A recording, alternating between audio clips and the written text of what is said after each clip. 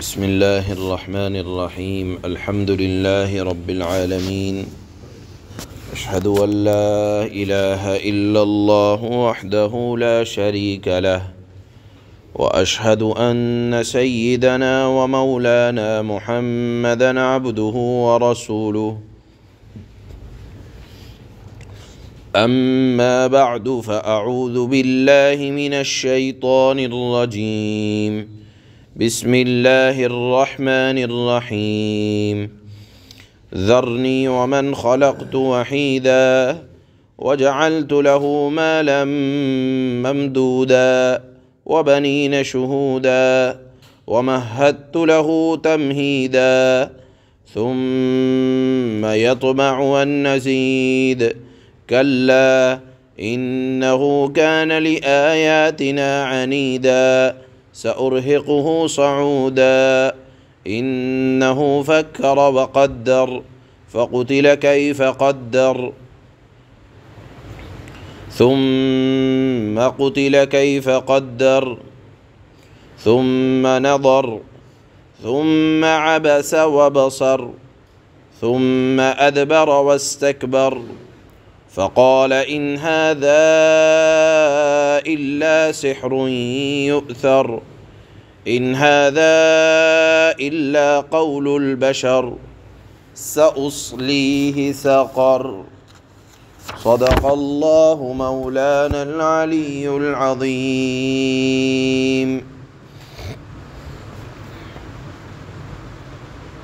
یہ آیات مکہ کے ایک مالدار کافر رئیس ولید بن مغیرہ کے بارے میں نازل ہوئی۔ ولید بن مغیرہ کا تذکرہ یہ ہے، یہ کون تھا؟ یہ مکہ کا انتہائی مالدار آدمی تھا، اپنے باپ کا ایک لوتا تھا۔ اللہ نے اس کو دنیاوی اعتبار سے بڑے انعامات اس کے اوپر کیے۔ باپ کا ایک لوتا، مال کی فراوانی بہت زیادہ کہ اس کو کہیں جانا نہیں پڑتا تھا۔ اللہ نے دنیاوی انعامات میں سے اس کے اوپر انعام یہ کیا کہ جب اس کی اولادیں ہوئیں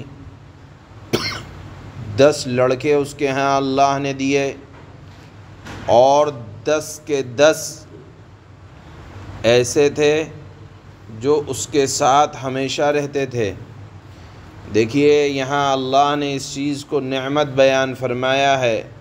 کہ ایک تو کثیر الاولاد ہونا، اور کثیر الاولاد یعنی اولاد کا زیادہ ہونا،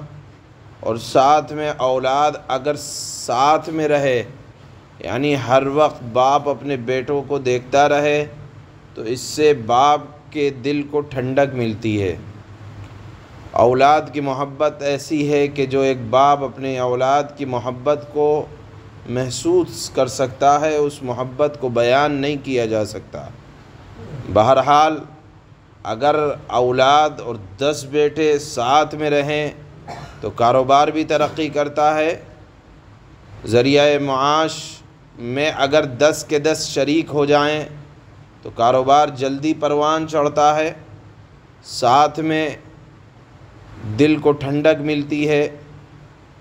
تو یہ اگر یہ کہا جائے کہ مکہ کا وہ آدمی تھا جو سردار بھی تھا، مالدار بھی تھا، عیالدار بھی تھا، ہر طرح کی نعمتوں سے اللہ نے اس کو ایسا نوازا تھا کہ باپ کی ساری دولت اسی کو ایک مل گئی تھی، تو یہ اپنی قوم کا بڑا آدمی شمار ہوتا تھا۔ اس کو اللہ کے نبی صلی اللہ علیہ وسلم نے ایک مرتبہ یہ آپ کی خدمت میں آیا، آپ قرآن پڑھ رہے تھے، قرآن اس نے سنا ولید بن مغیرہ نے، تو اس کے دل پر اثر ہوا اور یہ قرآن سے بڑا متاثر ہوا۔ چنانچہ جب قرآن کریم کا چرچا مکہ والوں میں ہوا تو کسی نے تو اس قرآن کو شعر و شاعر کا کلام کہا، کسی نے کہا کاہنوں کی باتیں ہیں، چنانچہ ولید بن مغیرہ سے بھی وہاں کے سرداروں نے کہا کہ تم ہم میں بہت اچھے سمجھے جاتے ہو، قرآن تو تم نے بھی سنا ہے، یہ بتاؤ یہ کیا ہے؟ تو ولید بن مغیرہ نے کہا کہ دیکھو شعر و شاعری تو میں بھی جانتا ہوں، یہ شعر و شاعری نہیں ہے۔ پھر کہا کہ کاہنوں کی بات میں نے بہت سنی ہے، یہ کاہنوں کی بات نہیں ہے۔ بالآخر اس نے اپنے آپ کو بڑا ظاہر کروانے کے لیے ذرا چہرہ مہرہ بنایا اور تکبر کا اظہار کیا اور کہا کہ یہ تو جادو کا کلام ہے، میں نے ایسا کلام نہیں سنا، اس لیے کہ ایسا کوئی کلام نہیں دیکھا کہ جو کلام باپ بیٹوں کے درمیان دوریاں پیدا کروا دے، کہ جو اس کو سنتا ہے اگر وہ مسلمان ہو جاتا ہے تو باپ بیٹوں کے درمیان دوری ہو جاتی ہے۔ تو اس کو جو اللہ نے نعمتیں دی تھیں تو ہونا یہ چاہیے تھا کہ ان نعمتوں کے نتیجے میں وہ اللہ کا شکر گزار بندہ بنتا، لیکن اس نے قرآن کے بارے میں اور آپ صلی اللہ علیہ وسلم کے بارے میں کہا کہ یہ تو جادوگر ہیں، جادوگروں کا سا کلام یہ پیش کرتے ہیں اور یہ کلام ہے ہی جادو۔ العیاذ باللہ، اللہ رب العزت والجلال نے اس کی یہاں برائی بیان فرمائی کہ اس نے قرآن کے بارے میں اس طرح کی باتیں بنائیں، اور پھر یہ کہا کہ یہ جو جناب رسول اللہ صلی اللہ علیہ وسلم کبھی جنت کی نعمتوں کا ذکر فرماتے ہیں تو کہتا کہ اگر یہ آدمی اپنے بیان میں سچا ہے، یعنی ولید بن مغیرہ نے اللہ کے نبی کے بارے میں کہا کہ اگر یہ آدمی اپنے بیان میں سچا ہے، جنت کی نعمتیں ہیں، تو جس اللہ نے مجھے یہاں دنیا کی نعمتیں دیں، مال و دولت میرے پاس بہت زیادہ عمدہ، اور 10 بیٹے میرے پاس اور 10 کے 10 میرے ساتھ رہتے ہیں، کاروبار میں شریک ہیں، ہمیں کہیں جانا نہیں پڑتا تجارت کے لیے یا مال کو لینے کے لیے، یا میری اولاد کہیں جاتی نہیں ہے، تو جس اللہ نے یا جس نے ہمیں دنیا میں نعمتوں سے نوازا ہے، حضرات صحابہ کو ستانے کے لیے کہتا کہ وہ اللہ مجھے ہی جنت کی نعمتیں دے گا، گویا کہ دنیا کا بھی میں ہی مالدار ہوں اور آخرت کا بھی میں ہی مالدار ہوں۔ اللہ نے فرمایا ہرگز نہیں، جب وہ حق کو جھٹلاتا ہے اور حق کو جھٹلانے پر اس نے کمر باندھ لی ہے تو میں اس کو، یعنی اللہ نے فرمایا کہ میں اس کو ایسے پہاڑ پر چڑھاؤں گا جو عذاب کا پہاڑ ہوگا۔ یعنی یہ نہ سمجھے کہ اگر دنیا کی نعمتیں مل گئیں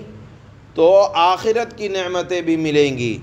اور لکھا ہے کہ ان آیات کے نازل ہونے کے بعد پے در پہ اس کے مال و دولت میں نقصان ہونا شروع ہوا، آخر فقیر ہو کر ذلت کے ساتھ مرا۔ اور خدا کا کرشمہ دیکھیں کہ اللہ نے اسی گھر سے ہدایت کے چراغ کو اس طرح سے جلایا کہ اسی کی 4 اولاد میں سے 4 بڑے اونچے درجے کے صحابہ بنے، ایک تو ولید بن ولید، ایک حضرت خالد بن الولید جن کو اللہ کے نبی نے سیف اللہ کا لقب دیا تھا، جو حضرات صحابہ میں امیر الامراء کے ساری زندگی جہاد کرتے ہوئے مرے، اور ملک اور شام اور عراق کا علاقہ حضرت خالد بن الولید رضی اللہ تعالی عنہ نے فتح فرمایا۔ لہذا 4 اولاد، ایک تو ولید بن الولید، حضرت خالد بن الولید، عمارہ اور ہشام، یہ ولید بن مغیرہ ہی کے بیٹے ہیں، چنانچہ خود مر گیا، لیکن 4 بیٹے دائرہ اسلام میں داخل ہوئے اور اللہ کے نبی صلی اللہ علیہ وسلم کے بڑے اونچے درجے کے صحابی بنے۔ اللہ نے ولید بن مغیرہ کے بارے میں فرمایا کہ میں اس کو آخرت میں، یا جو بھی اس درجے کا اللہ کی نعمتوں کو جھٹلائے گا، میں اس کو عذاب کے پہاڑ پر چڑھاؤں گا، حضرت یہاں صعود ایک لفظ آ رہا ہے، حضرت ابو سعید خدری رضی اللہ تعالی عنہ سے روایت ہے کہ صعود دوزخ میں آگ کا ایک پہاڑ ہے جس پر زبردستی ایسے نافرمانوں کو چڑھایا جائے گا، اس کی سوزش کا، گرمی کا عالم یہ ہوگا کہ جب نافرمان اس پر ہاتھ رکھے گا تو وہ جل کر بھسم ہو جائے گا، اور پھر اللہ اسی وقت اس کو نیا بنائے گا اور پھر وہ جلے گا، گویا کہ جلتے جلتے چڑھے گا، اور اسی طرح سالوں یہ سزا اس کے ساتھ رہے گی۔ اللہ نے فرمایا کہ دیکھو یہ سزا ایسے نافرمانوں کو ملے گی جن کو اللہ نے تنہا، وہ اپنی شخصیت کے مالک تھے لیکن کہنے لگا کہ مالدار تو میں خود بنا ہوں، اولاد تو میری ہے، لہذا اگر یہاں نعمتیں ملی ہیں وہاں بھی مجھے نعمتیں ملیں گی۔ اللہ نے یہاں نافرمان کا ایسا دردناک عذاب بیان فرمایا، اور کئی مرتبہ اللہ نے ایک ہی جملے کو بار بار دہرایا کہ دیکھو کیسا خطرناک عذاب اس کو دیا جائے گا۔ بہرحال یہاں آیات میں جو چند چیزیں سیکھنے کو ملتی ہیں وہ یہ کہ اگر اللہ نے نعمتیں دی ہیں تو ان نعمتوں کا جاننا ضروری ہے کہ میرے اوپر اللہ کی کیا کیا نعمتیں ہیں۔ مثال کے طور پر اگر صاحب اولاد ہیں، یہ اللہ کی ایک نعمت، صاحب اولاد کے ہونے کے ساتھ ساتھ اگر اولاد اپنے پاس ہے، اپنے ساتھ رہتی ہے، یہ اللہ کی دوسری بڑی نعمت۔ لہذا اگر اولاد ساتھ میں ہے اور بہترین حالت میں ہے تو اس کو بھی اللہ کی ایک نعمت سمجھنا چاہیے کہ میری آنکھوں کی ٹھنڈک میرے ساتھ ہے، دل کا سکون میرے ساتھ ہے، تو اللہ کی ان نعمتوں کو دیکھ کر، جان کر اللہ کا شکر ادا کرنا چاہیے۔ یہاں ولید بن مغیرہ کو جو آخرت کے عذاب کے بارے میں مطلع کیا جا رہا ہے وہ محض اس بنیاد پر کہ اس نے اللہ کی نعمت کو جانا نہیں، سمجھا نہیں،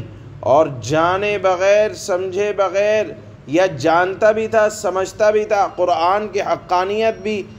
کو بھی جانتا تھا، لیکن معاشرے میں کہ میرا نام کہیں گندہ نہ ہو جائے، اللہ کے ساتھ تکبر کا معاملہ کیا، اللہ کے نبی کو جادوگر کہا، اللہ نے اس کو عذاب چکھایا بھی، دنیا میں بھی ذلیل ہوا، اور آخرت میں جو ذلیل ہوگا وہ تو آپ قرآن کی آیات میں ملاحظہ فرمائیں۔ چنانچہ اللہ فرماتے ہیں ذرنی ومن خلقت وحیدا وجعلت له مالا ممدودا، اس شخص کا معاملہ مجھ پر چھوڑ دو، اللہ نے فرمایا اس شخص کا معاملہ مجھ پر چھوڑ دو جسے میں نے اکیلا پیدا کیا، یعنی بڑا مالدار تھا، اس کے ہم پلہ مکہ کے سرداروں میں کوئی نہیں تھا، دولت کا عالم یہ تھا کہ مکہ مکرمہ سے لے کر طائف تک دولت ہی دولت اس کی پھیلی ہوئی تھی۔ چنانچہ اللہ نے فرمایا اس آدمی کا معاملہ مجھ پر چھوڑ دو جسے میں نے اکیلا پیدا کیا، وَجَعَلْتُ لَهُ مَالًا مَمْدُودًا، اور اس کو مال دیا جو دور تک پھیلا پڑا ہے، مکے سے لے کر طائف تک اس کی دولت کے انبار ہیں، وَبَنِينَ شُهُودًا، اور بیٹے دیے جو سامنے موجود رہتے ہیں، گویا کہ بیٹے دینا ایک نعمت اور بیٹوں کا ساتھ میں رہنا یہ دوسری نعمت۔ وَمَهَّدتُّ لَهُ تَمْهِيدًا، اور اس کے لیے ہر کام کے راستے ہموار کر دیے، یعنی تجارت کو آسان کر دیا۔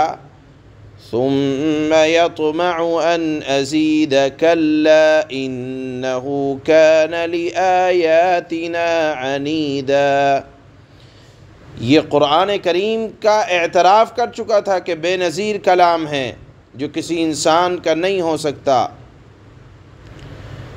جب اقرار کر اعتراف کر لیا تھا تو لوگوں کو سامنے اس کو بیان بھی کرنا چاہیے تھا، لیکن پہلے اللہ نے بیان فرمائی اس کی خرابیاں کہ پھر بھی وہ یہ لالچ کرتا ہے کہ میں اسے اور زیادہ دے دوں، یعنی اتنی دولت کہ ہر طرف دولت پھیلی ہوئی ہے، اولاد بھی بہت، لیکن دولت کے مزید مانگنے کی تمنا۔ کَلَّا إِنَّهُ كَانَ لِآيَاتِنَا عَنِيدًا، ہرگز نہیں، وہ ہماری آیتوں کا دشمن بن گیا ہے۔ سَأُرْهِقُهُ صَعُودًا، عن قریب میں اسے ایک کٹھن چڑھائی پر چڑھاؤں گا۔ صعودہ، یہ عذاب کا پہاڑ اللہ نے بیان فرمایا۔ انہو فکر وقدر، اس کا حال تو یہ ہے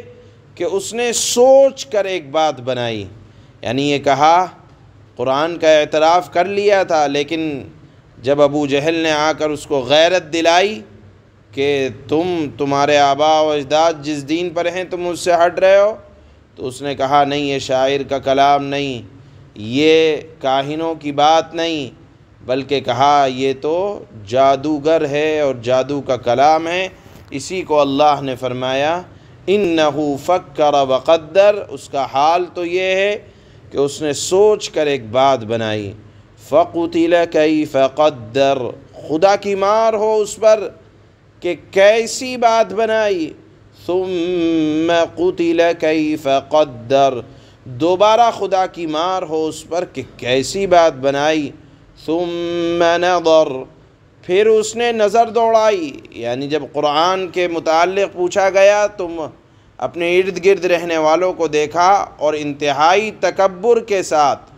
ثم عبس وبصر، پھر تیور چڑھائے اور منہ بنایا جیسے مالدار آدمی کرتے ہیں۔ ثم ادبر واستکبر، پھر پیچھے کو مڑا اور غرور دکھایا۔ فقال ان هذا الا سحر یؤثر، پھر کہنے لگا کچھ نہیں، یہ تو ایک روایتی جادو ہے۔ ان هذا الا قول البشر، یہ تو